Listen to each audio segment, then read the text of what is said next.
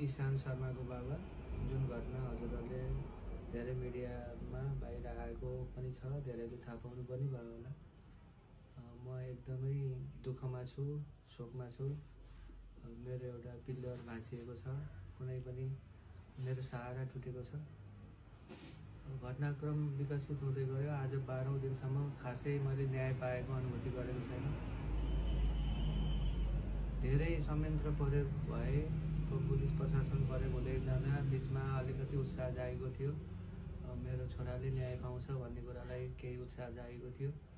तर एकाएक त्यो फोर्स गाडी र 3 जना मान्छेलाई खडा गरियो र यो सडक दुर्घटना भन्ने टाइपको एउटा प्रारम्भिक परिवारलाई रिपोर्ट दियो। त्यो कुरालाई हामी परिवारले मान्न सक्ने अवस्थाको रिपोर्ट छैन। तथापि थोरै आशा चाहिँ राखेको छ। यो प्रारम्भिक हो, गर्न सकिन्छ कि अनुसन्धानमै छ भन्ने कुरालाई आशा राखेको छ।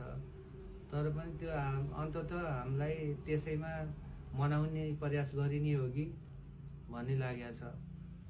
जुन घटनाले कुनै पनि हालतमा सडक दुर्घटना भन्ने देखाउँदैन।